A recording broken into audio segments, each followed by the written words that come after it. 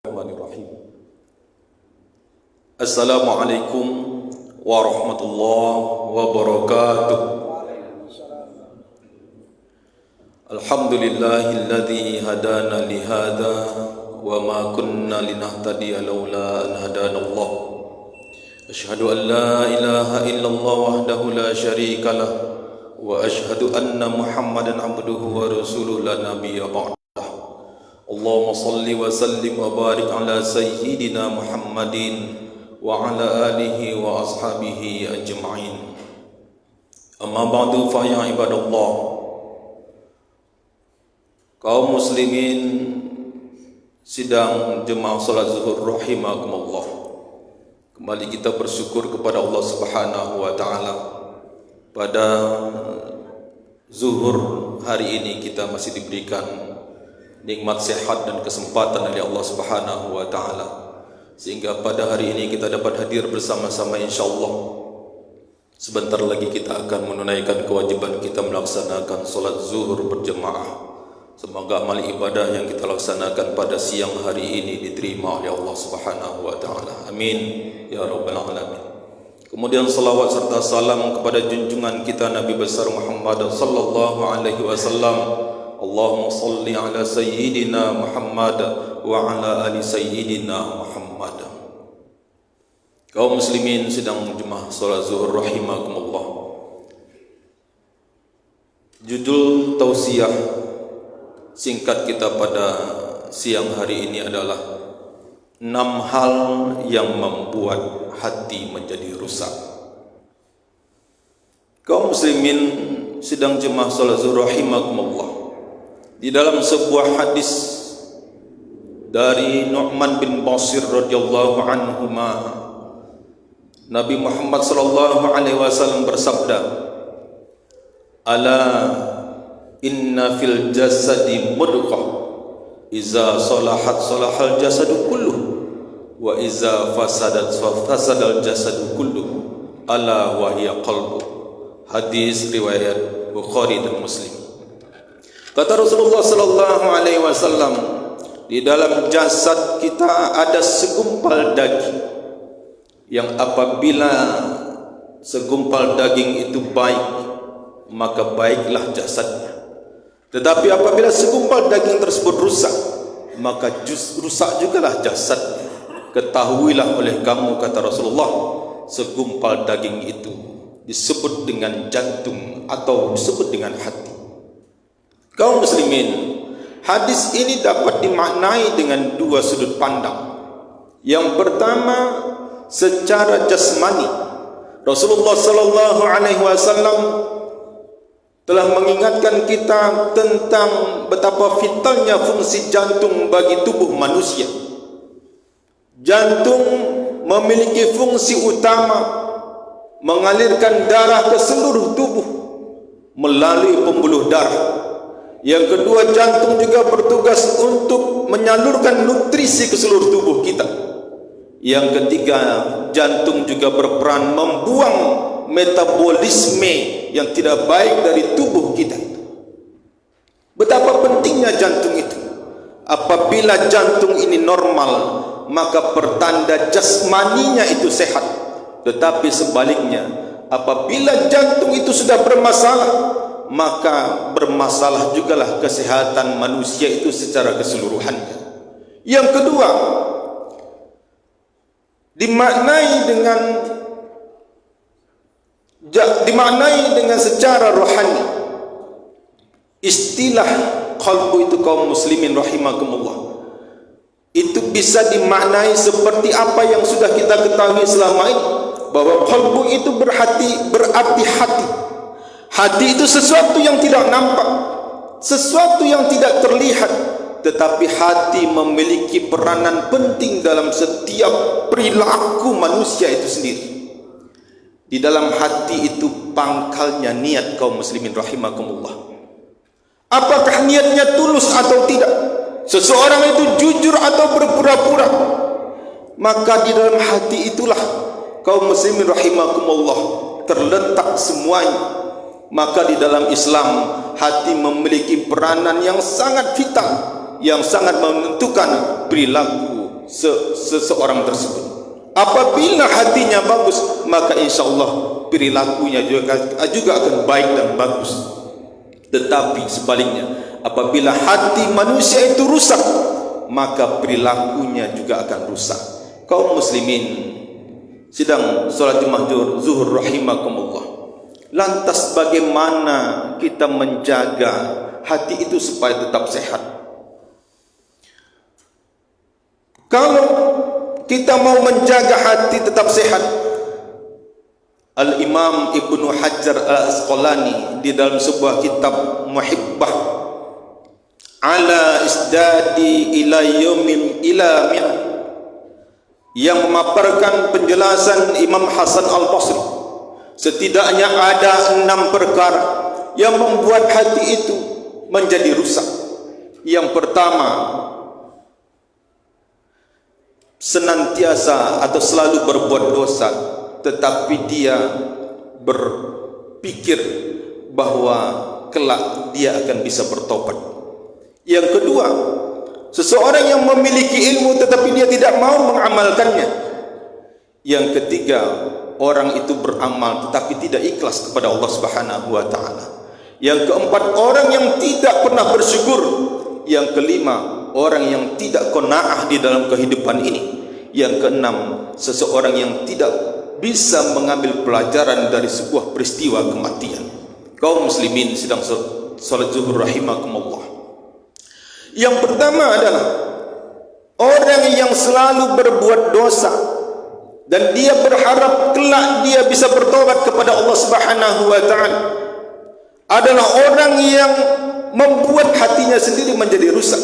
Kenapa? Karena sesungguhnya dosa yang dia kerjakan itu adalah dosa yang dia ketahui bukan karena kebodohannya, tetapi karena kesengajaannya. Maka orang-orang yang seperti ini sesungguhnya ada kesombongan di dalam dirinya. Dia berfikir bahwa ketika dia melakukan perbuatan dosa, Allah masih, dia yakin dan percaya Allah masih memanjangkan umurnya. Kelak ketika dia berbuat dosa hari ini, dia akan bisa menghapusnya di kemudian hari. Padahal sesungguhnya kaum muslimin rahimakumullah, kematian adalah sebuah peristiwa yang tak pernah diketahui oleh siapapun. Di dalam Al-Quran surah Luqman ayat 34, Allah Subhanahu wa taala berfirman, "Wa ma tadri nafsum maza taksibu goda." Tak ada satu orang pun yang tahu secara pasti apa yang akan dia lakukan esok hari. Wa ma tadri nafsum bi ayyi ardin tamut, dan tak ada seorang pun yang mengetahui kapan dan di mana dia akan dimatikan oleh Allah Subhanahu wa taala. Orang-orang yang tidak menyadari kematian ini dan dia senantiasa melakukan perbuatan dosa dengan sengaja, maka sesungguhnya orang ini telah menutup hatinya, telah menjadikan hatinya menjadi rusak. Karena hati sesungguhnya adalah pancaran ilahi, tempat Allah Subhanahu wa taala menitipkan hidayah ke dalam hati seorang manusia. Kaum muslimin rahimakumullah, orang-orang yang bertobat kepada Allah Subhanahu wa taala adalah orang-orang yang tidak mau melakukan perbuatan dosa lagi yang dia ketahui, tetapi orang ini dosa itu dia ketahui, dia ulang-ulang kembali dan senantiasa berharap Allah masih memanjangkan umurnya sehingga dia punya kesempatan untuk bertobat. Padahal di dalam Al-Quran Allah Subhanahu wa taala berfirman, "Walam yusirru ala ma fa'alu wa hum ya'lamun." Dan orang yang melakukan perbuatan dosa itu dia tidak mengulangi lagi dosa yang dia ketahui itu. Itulah ciri-ciri orang yang bertobat kepada Allah Subhanahu wa taala. Tetapi ketika dosa itu dia ketahui, dia ulang-ulang kembali seraya dia ingin berharap besok setelah tua nanti aku akan bertobat dari dosa-dosa yang pernah aku lakukan saat aku muda hari ini. Maka orang-orang seperti ini hatinya menjadi rusak kepada Allah Subhanahu wa taala. Yang kedua, kaum muslimin rahimakumullah, seseorang yang memiliki ilmu tapi tak mau mengamalkan ilmunya. Ada sebuah pepatah, al-ilmu bila amalin kasajari bila samarin. Ilmu yang tidak diamalkan itu laksana pohon kayu yang tak berbuah. Pohon kayu yang tak berbuah, manfaatnya itu kurang bagi manusia. manfaatnya itu tidak banyak bagi manusia, dan orang-orang yang tidak mengamalkan ilmunya dalam kehidupan ini, maka sesungguhnya dia kurang bermanfaat hidupnya bagi manusia.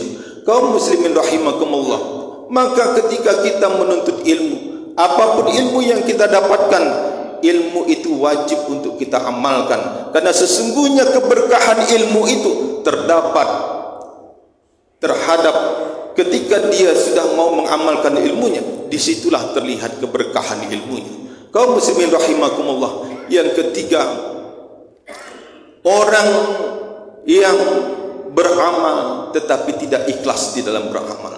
Kaum muslimin, kewajiban kita diciptakan oleh Allah Subhanahu wa taala di atas dunia ini adalah hanya untuk beribadah kepada Allah Subhanahu wa taala. Wa ma khalaqatul jinna wal insa illa liya'budun. Dan tidaklah kami ciptakan jin dan manusia melainkan untuk beribadah kepadaku, kata Allah Subhanahu wa taala. Amal ibadah yang kita laksanakan, sebanyak apapun amal ibadah yang kita kerjakan kepada Allah Subhanahu wa taala, tetapi jika tidak dilandasi dengan niat ikhlas semata-mata hanya untuk memurnikan ibadah kita itu kepada Allah, maka sesungguhnya amal ibadah itu sia-sia belaka. Amal ibadah itu tidak akan dinilai oleh Allah Subhanahu wa taala. Amal ibadah yang kita kerjakan dengan niat tidak ikhlas, umpama debu di atas batu ketika hujan datang, dia akan hilang, tidak berbekas sama sekali. Oleh karenanya, di dalam Al-Quran surah Al-Bayyinah ayat 5, Allah Subhanahu wa taala berfirman, "Wa ma umiru illa liya'budullaha mukhlishina lahuddin." Kita tidak diperintahkan untuk menyembah Allah kecuali untuk mengikhlaskan ibadah kita semata-mata kepada Allah Subhanahu wa taala. Kaum muslimin rahimakumullah, yang berikutnya adalah orang yang tidak pandai bersyukur kepada Allah Subhanahu wa taala. Kaum muslimin rahimakumullah, anugerah dan syukur itu adalah dua hal yang berdampingan, yang tidak bisa dipisahkan. Jika di atas dunia ini tak ada satu makhluk pun yang luput dari anugerah Allah Subhanahu wa taala, maka kewajiban bagi makhluk adalah sebuah keniscayaan kepada Allah Subhanahu wa taala. Wa ma min dabbatin fil ardi illa 'ala Allahi rizquha, dan tidak ada satu makhluk pun di atas dunia ini yang tidak dijamin rezekinya oleh Allah Subhanahu wa taala. Maka ketika rezeki itu sesungguhnya adalah milik Allah, dijamin oleh Allah Subhanahu wa taala, maka tugas manusia adalah untuk bersyukur kepada Allah Subhanahu wa taala atas semua apa yang telah dianugerahkan oleh Allah Subhanahu wa taala. Kita terkadang hanya menyempitkan rezeki anugerah yang telah diberikan oleh Allah Subhanahu wa taala. Kita hanya menganggap bahawa rezeki itu dalam bentuk material. Ketika kita punya rumah, ketika kita punya mobil yang mahal, ketika kita mempunyai harta yang banyak, itu kita anggap rezeki. Padahal kaum muslimin rahimakumullah, anugerah yang telah diberikan oleh Allah Subhanahu wa taala itu ada yang dalam bentuk bendawi, ada yang juga dalam bentuk non bendawi. Ketika Allah berikan kita sehat, Allah berikan kita akal yang sehat, Allah berikan kita kesempatan untuk beribadah kepada Allah Subhanahu wa taala, memiliki keluarga yang sakinah mawaddah warahmah, punya anak yang soleh dan soleha, semua itu adalah anugerah dari Allah Subhanahu wa taala yang mesti kita syukuri. Orang-orang yang pandai bersyukur atas nikmat yang telah Allah berikan, maka Allah akan tambah nikmat tersebut. Dalam surah Ibrahim ayat 7, Allah Subhanahu wa taala berfirman, "La in syakartum la azidannakum wa la in kafartum inna azabi lasyadid."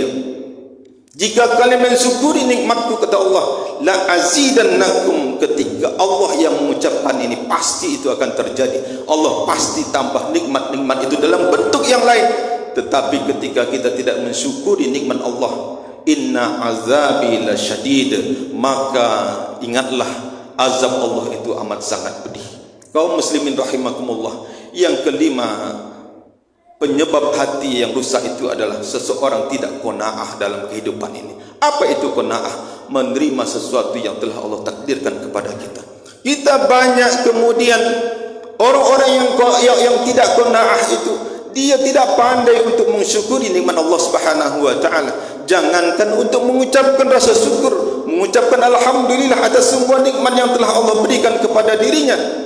Bahkan orang-orang yang tidak qanaah itu, mereka sering mengumpat, Mereka sering mencela, bahkan lebih ekstrim mereka memprotes Allah Subhanahu wa taala. Orang-orang yang tidak qanaah, dia menyangka bahwa apa yang dia miliki hari ini adalah sesuatu ketidakadilan yang diberikan Allah kepada dirinya.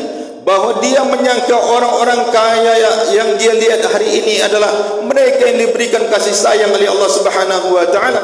Dan ketika dia merasa miskin, dia merasa ketika itu dia dibenci oleh Allah Subhanahu wa taala.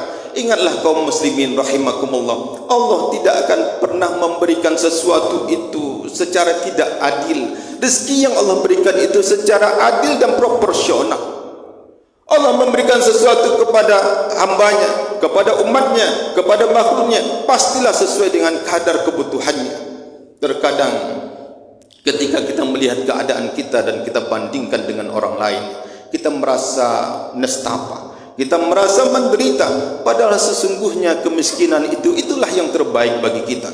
Orang-orang yang kaya belum tentu dia senang terhadap harta yang diberikan oleh Allah Subhanahu wa taala. Maka ketika kita qanaah, itulah sesungguhnya kebahagiaan hidup yang bisa membuat kita tenang. Karena sesungguhnya apa yang menurut kita baik belum tentu itu baik bagi kita. Apa yang kita benci belum tentu itu tidak baik bagi kita. Allah Maha mengetahui dan sesungguhnya kita tidak mengetahui. Di dalam Al-Quran Al-Baqarah ayat 216 Allah Subhanahu wa taala berfirman, "Asa an takrahu syai'an wa huwa khairul lakum." Boleh jadi sesuatu yang kamu benci itulah yang terbaik bagimu, kata Allah.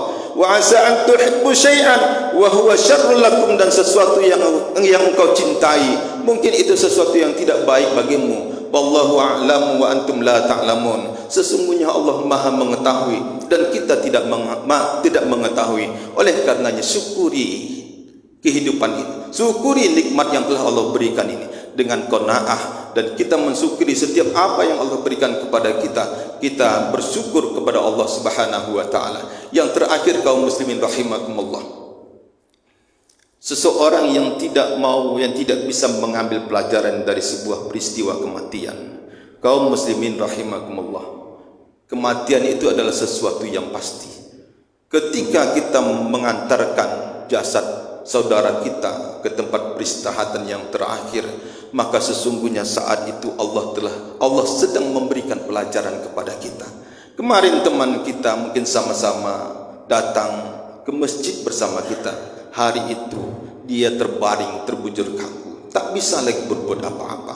Maka ketika kita sudah dihadapkan oleh peristiwa kematian itu, sesungguhnya itu adalah teguran kepada Allah, dari Allah Subhanahu wa taala kepada kita. Allah sesungguhnya ingin mengatakan kepada kita, wahai hambaku, lihat itu saudaramu, hari ini dia tidak dapat melakukan apa yang dia inginkan lagi. Maka engkau yang masih diberikan umur, yang masih diberikan kesehatan, yang masih Allah berikan kesempatan dan usia yang panjang, maka manfaatkan kehidupan itu dengan sebaik-baiknya untuk semata-mata mempersembahkan semuanya kehadirat Allah Subhanahu wa taala. Maka orang-orang yang mampu mengambil pelajaran dari sebuah kematian, sesungguhnya hatinya akan menjadi hati yang lembut, hati yang tenang. Kaum muslimin rahimakumullah, hati itu ada hati yang mati. Kata Allah Subhanahu wa taala di dalam Al-Quran surah Al-Baqarah ayat 7, khatamallahu ala qulubihim wa ala sam'ihim wa ala absarihim ghishawatu wa lahum azabun azim. Allah telah menutup hati mereka dan pendengaran mereka, pada mata mereka terdapat penghalang dan mereka diberikan siksa yang berat. Ada juga hati itu disebut dengan hati maridun, qalbun maridun, hati yang sedang sakit. Di dalam Al-Quran surah Al-Baqarah ayat 10 Allah Subhanahu wa taala berfirman, fi qulubihim maradun fazadahumullahu marada wa lahum azabun alimun bima kanu yaksibun. Dalam hati mereka itu ada penyakit, kata Allah Subhanahu wa taala. Lalu Allah tambah penyakit itu. Kenapa? Bima kanu yaksibun, karena mereka selalu berdusta kepada Allah Subhanahu wa taala. Yang mestinya kita miliki sebagai umat Islam, orang-orang yang beriman adalah qalbun salim, hati yang bersih, hati yang sehat. Di dalam Al-Quran surah As-Su'ara ayat 88 dan 89 Allah Subhanahu wa taala berfirman, yauma la yanfa'u malun wala banun illa man atallaha biqalbin salim. Pada hari itu tidak berguna lagi harta dan anak-anak, kecuali orang yang menghadap kepada Rabb-Nya dalam keadaan hati yang bersih. Oleh karenanya kaum muslimin rahimakumullah, obat hati itu ada 5. Yang pertama adalah kita baca Al-Quran dan mengerti maknanya. Yang kedua adalah melaksanakan solat tahajud di malam hari. Yang ketiga kita berzikir kepada Allah Subhanahu wa taala. Yang keempat kemudian banyak bersedekah. Kemudian yang kelima berkumpul dengan orang-orang yang soleh. Semoga kita mempunyai hati-hati yang sehat, hati-hati yang bersih, hati-hati yang salim, hati-hati yang selamat, yang kembali kelak kepada Allah Subhanahu wa taala. Subhanakallahumma bihamdika asyhadu an la ilaha illa anta astaghfiruka wa atubu ilaik. Billahi taufiq wal hidayah. Wassalamualaikum warahmatullahi wabarakatuh.